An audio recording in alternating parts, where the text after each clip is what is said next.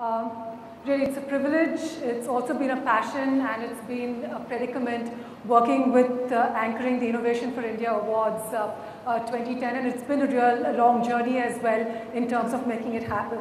First of all, a privilege because the Innovation for India Awards is designed to recognize the greatest innovations to come out of India in the recent past, innovations that have positively impacted our lives. And to be a part of actually being able to discover these innovations has been truly seminal. The reason it's been a passion because Airborne's mission exists to be able to take the message of innovation across the country and then to partner with the Marico Innovation Foundation in actually discovering these innovations and taking this message across that just brings the passion alive. And it's so exciting to see what's happening on the ground across India. And well, a predicament with over 379 applications to be able to come down to 7 to 8 awardees. Well, that was really a predicament to be in, but I mean, hats off to the jury for the fantastically superb job that they did in being able to arrive at the final 7 awardees. As Ranjan has already covered very quickly, there were business for social and social innovations, and therefore this year the new category, the public service innovations as well. And the three characters based on which the jury actually assessed whether an innovation was worthy or not. The first one was uniqueness, and uniqueness, whether it was unique to the company, a greater uniqueness was whether it was unique, of course, to the industry within India, and the greatest uniqueness still was whether it was unique to the world. And it was interesting to see how many unique to the world innovations came to light. Of course, the second part was impact, and when you look at impact on people and society, what about the economic impact, the environmental impact, as well as whether the innovation had demonstrated or reached scale. This is something that the jury was very particular about, that it had to have as large an impact as possible. And finally, sustainability. It had to grow beyond the founding team for us to call this a sustainable innovation. The process and timelines from the call for entries from the 1st of July, we received, as we said, over 370 applications, from which 90 were selected. Once we reviewed the innovation context, why some were left out were either because the innovation hadn't yet reached scale, or there was no clarity of what the real innovation was, or it was mighty incremental. It was just a copy of what already existed in the market. Then 43 were actually audited, where we did a first-hand audit where we visited these innovations on site, on ground. We did third-party verifications. We spoke to the leaders. We spoke to the innovators. We actually collected data in terms of whether there were any newspaper publications or third-party articles, which only made their case a lot stronger. 34 were presented to the jury, and in between 10 to 12 hours of 2 jury rounds resulted in the final 7 awardees that has now resulted in tonight's function. Let me first take you through the public service innovations. The first innovation that has won is the government of Gujarat Jyoti Gram Yojana. Very quickly, what is Jyoti Gram Yojana about? And I happened to visit this village, Raisen. It has a population of just 1,700 people. And interestingly enough, it's just like a village anywhere else in India, one of the 7 lakh villages. The distinguishing factor is Raisen, like every other household and village in Gujarat, gets electricity 24/7, 365 days a year. Why is it? And why is it that the rest of the nation faces such crippling power shortage? Almost 85% of the state's power actually goes to agriculture across the nation. And this happens because there is an uncontrolled supply of electricity, which equals to a large wastage of electricity and water. So farmers get uncontrolled supply of electricity, they pull out a large amount of water, lots of wastage, large public costs, plus severe groundwater extraction. What the government of Gujarat realized was that they did not need to supply power for irrigation, but it had to be a power plus irrigation reform, right? So the water also needed to be handled as much as the power was handled, and therefore their insight was to build a completely separate channel for agricultural fields. And at the same point in time, they built over 5 lakh groundwater storage structures like check dams. Right? And therefore, what did they do? In 1,000 days, they built an alternate structure. I'm just going to go through this very quickly. High tension lines, just look at that, 56,000 kilometers of high tension lines, of low tension lines, 22,000 kilometers, over 17 lakh poles erected at a cost of 1,115 crores just in 1,000 days.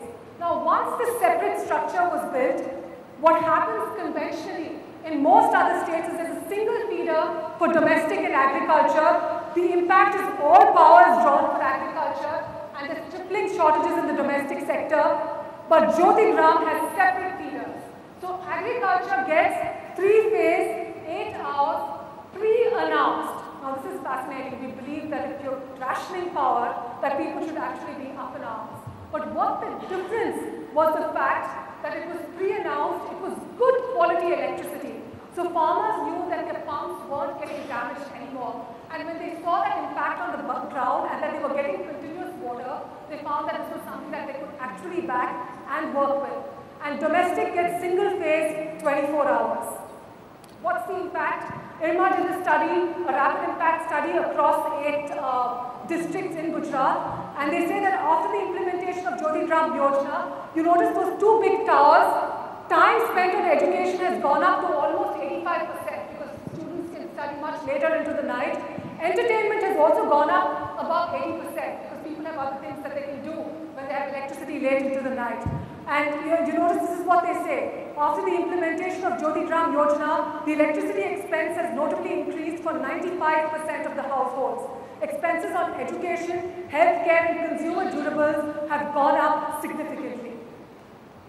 You know, interestingly enough, you thought that if you cut electricity, then of course the agricultural growth must go down. But IWMI and IFPRI did a very interesting study and they're bringing out a seminal paper on the agricultural health of Gujarat state. And in fact, they've discovered that Gujarat has the highest agricultural GDP in the country at 9.6%. India's average in red is at 2.9%.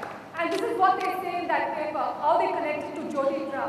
Rationing of farm power supply post Jyoti Gram brought about a certain order and discipline in the extraction of groundwater. But the improved quality and reliability of farm power supply also made it possible for farmers to make ambitious plans to grow cotton and wheat on a large scale. You know, this is not all. Because of the check dams that they built, Gujarat is the only state in the country whose groundwater has gone positive in the last 10 years.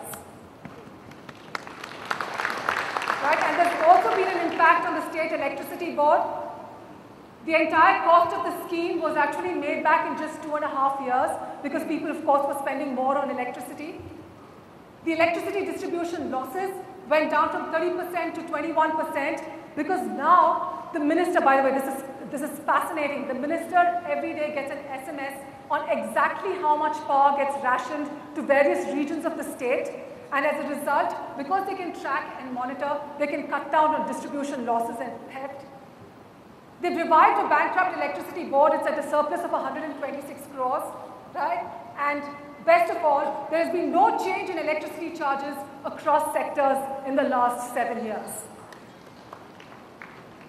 I would like to invite Dr. Mashelkar to come forward, please, and present the award to Shri L. Chuango, the Managing Director of Gujarat Ujra Vikas Nigam Limited.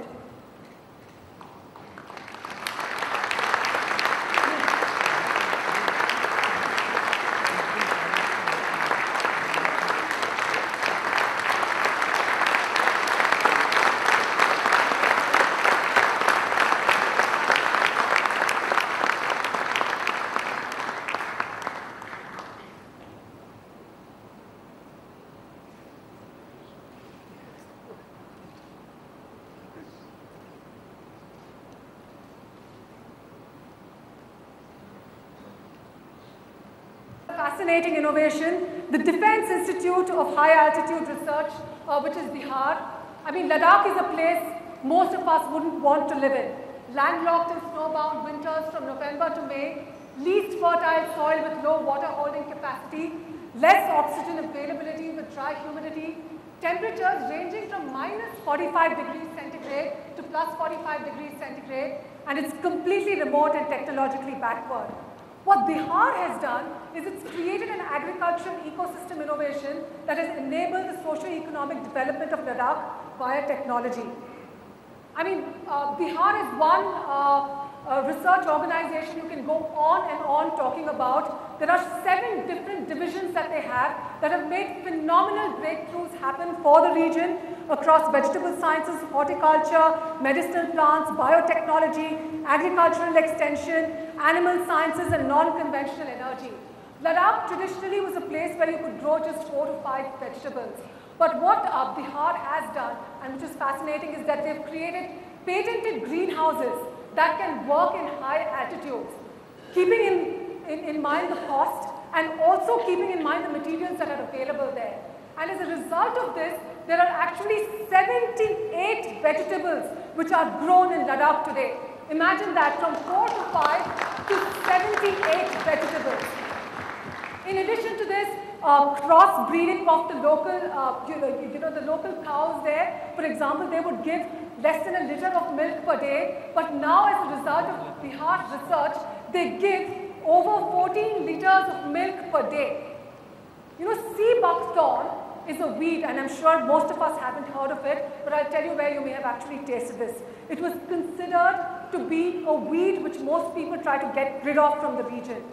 Enter Bihar, and what they did with the sea buckthorn was that they discovered it could be turned into a very interesting juice called lay berry. And if you've flown Indian Airlines at some point in time, I'm pretty certain you've had that lay berry juice. That berry now goes at 22 rupees per kg. Now you notice a place that had no socio-economic hopes. As a result of Bihar, there is so much happening for the population there. And the vegetables, in fact, imagine this, so for the farmers who had nothing to do and who had not much money to be able to earn or resources to be able to work with, because of Bihar, they have now been able to create a way by which they can serve the army. And the army, interestingly enough, previous to this, would fly in all their vegetables and food grain from the plains at a cost of 131 rupees per kg. As a result of Bihar, they have saved all this money for the country's exchequer. That's really, really interesting. So nothing is now flown into Ladakh anymore. It is all supplied locally. And because of this military and civil cooperation, as a result of this, you'll find that there is no unrest or no cases of terrorism coming out of Ladakh. And therefore, congratulations to Bihar. I would request Rajiv Naran to come and present the awards to Dr. Sashi Singh, who is the Director of the Defence Institute of High Altitude Research.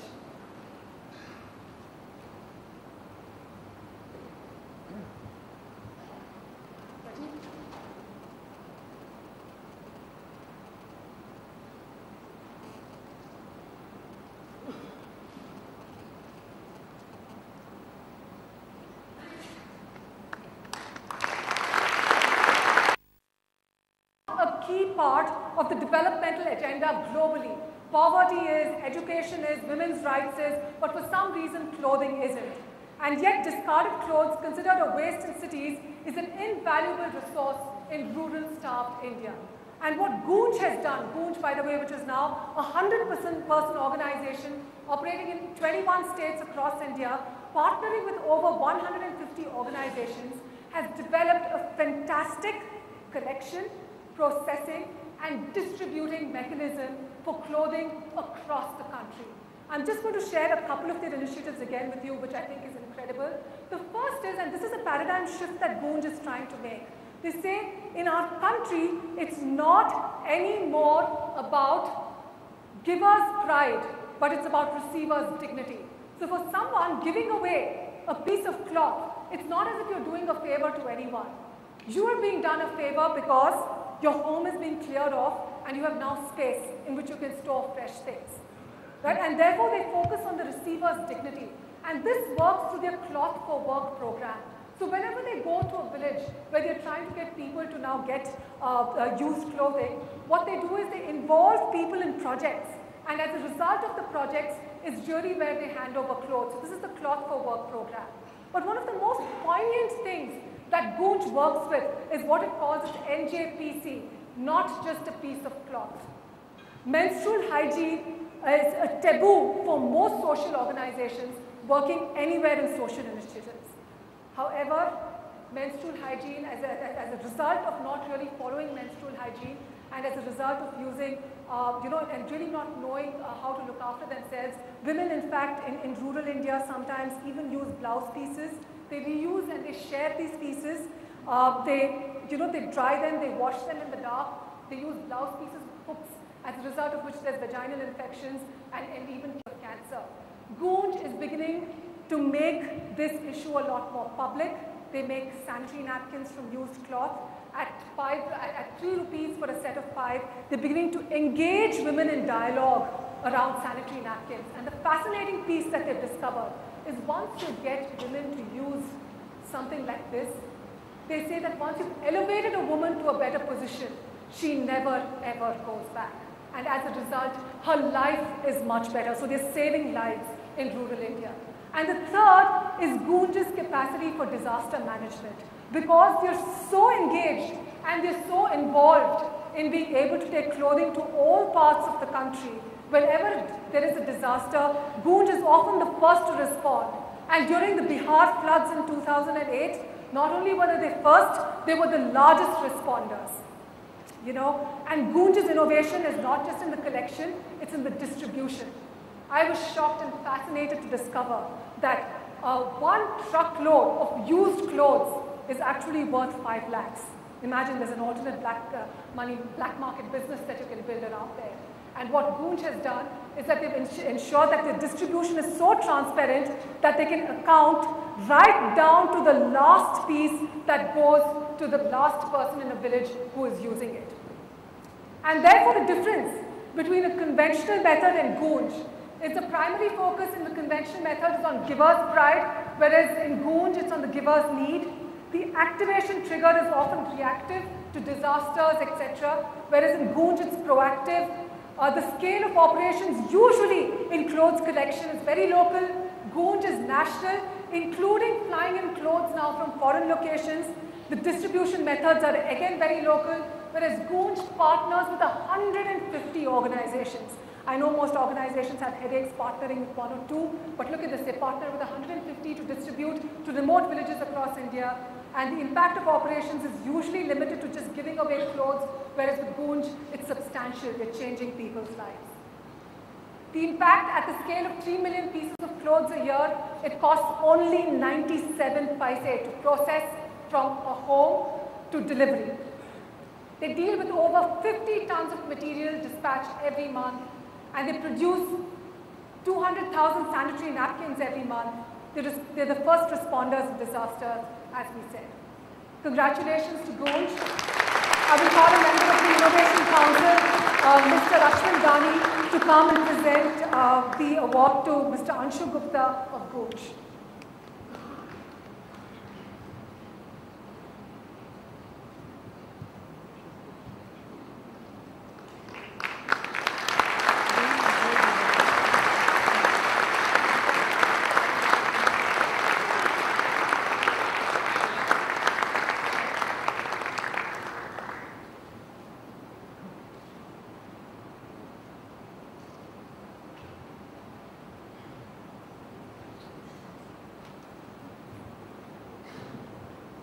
Moving on to a very different kind of social innovation. If we can get back to the screen, yeah. Okay, it's PRS legislative research, fascinating and completely different. Did you know this? I didn't. Each US congressman gets a government-funded staff of 20 plus people for research. An Indian MP gets 14,000 rupees per month for 1 PA and 1 researcher. But an Indian MP represents over 2 million people on average, whereas a US congressman represents just 1/3 that number. US congressman is supported by a CRS, a Congressional Research Service. Indian MPs have absolutely no institutional support.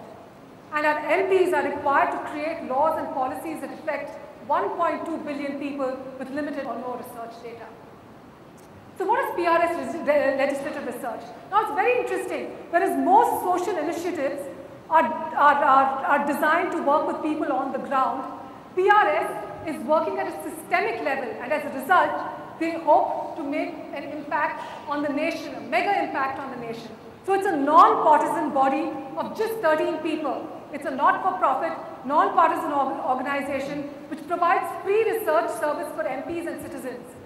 It makes 4 to 6 pages legislative briefs that are easy to